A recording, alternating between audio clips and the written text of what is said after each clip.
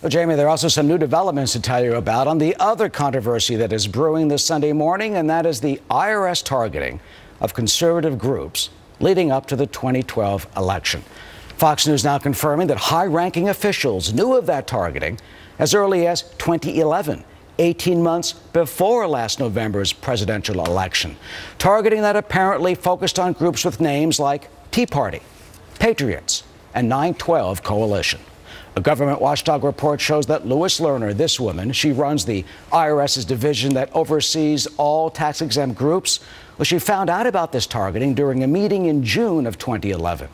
White House Press Secretary Jay Carney releasing a statement in the last hour about all this, saying President Obama, quote, is concerned that the conduct of a small number of Internal Revenue Service employees may have fallen short of that standard. The statement goes on to say, quote, if the Inspector General finds that there were any rules broken or that conduct of government officials did not meet the standards required of them, the president expects that swift and appropriate steps will be taken to address any misconduct.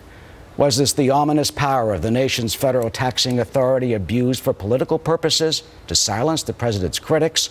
Or were these listings simply a standard bureaucratic way to oversee many diverse tax-exempt groups? Well, Justin Sayfie was a spokesman for former Florida Governor Jeb Bush, and Richard Goodstein, a former advisor to Hillary Clinton's presidential campaign. Justin and Richard, good morning. Thank you for joining us this morning. Sure. Justin, let me start with you. We just heard the statement from Jay Carney calling a, quote, small number of employees, but they also say these seem to be some of the most senior officials of the IRS. Well, it's typical, again, of the President Obama's administration is going to try to isolate this to a small number of employees. However, it does go to the fact of what is the culture at the IRS, that anyone in the IRS and the Obama administration would think that the word patriot would be used to give additional scrutiny and additional inquiry to groups that had the word patriot in it. And what's even more offensive to me is that even once those senior IRS officials found out that this was being done, they changed it and they thought they were making it better by allowing the groups to get higher scrutiny if they were trying to educate voters on the Bill of Rights and the Constitution. I want to know what at the IRS is what they found so offensive about the First Amendment and the Second Amendment in the Bill of Rights that they felt that it was okay to do that. And I think it was good for Jay Carney to come out with this statement within the last hour, but I also think that President Obama needs to address this issue personally, or else it's going to be seen as a wink and a nod to the IRS that this was okay. Richard, do you think they did anything wrong? Let's look at the facts, Eric. A 501c4, that's the organizations that were being investigated here, is a social welfare organization, AARP, Fraternal Order of Police.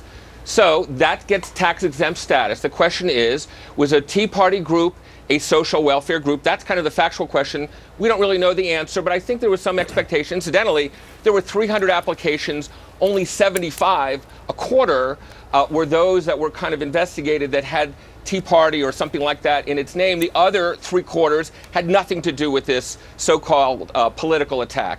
Second, Lois Lerner, the person in charge of this, of the tax-exempt groups, was 3 levels down from the IRS commissioner, who was himself a Bush appointee for a 6-year term. She says she never talked with a single person from the Obama administration, that these were career people doing this analysis. So the notion that you could take some career people actually doing what I think was a pretty efficient way to sift who was and who wasn't a legitimate social welfare group. Their boss was 3 levels down from a commissioner who was a Bush appointee, and somehow saying Barack Obama was responsible for this. That's a bit much, I think, even by standards of anybody who's watching this program. Well, Doug Shulman, the IRS commissioner, may have been a Bush appointee, but he's serving now under President Obama. And in 2012, in March, he was in Capitol Hill denying this was happening. But Eric, is the suggestion that he was doing political bidding? And incidentally, he denies knowing about this. So where everybody's kind of making all these leaps based on nothing, on just not just even surmise, it's just hypothesis and guesswork. All the facts we have now have zero connection with any political appointee within the Obama administration. I know it looks, on the face of it, oh my God, IRS going after Tea Party. That's just unsubstantiated right now. Justin, is it unsubstantiated? And this is just like much ado about nothing?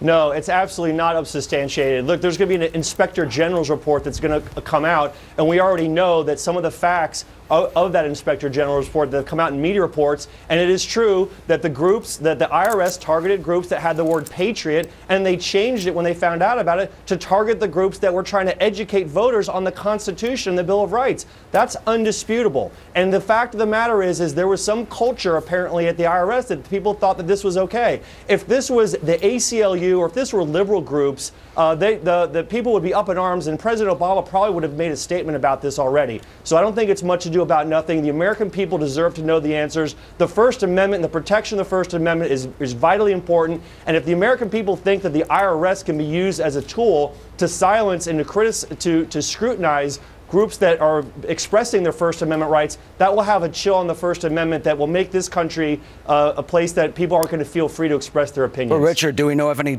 quote, liberal groups were targeted, or these 501(c)(3)s that are dealing with this? I mean, look, you got Organizing for America. That was the president's re-election effort. Right. You have Organizing for Action. Right now, are they being investigated for potential political abuse of their tax-exempt status? How about MoveOn.org or the Center for American Progress, founded by John Podesta?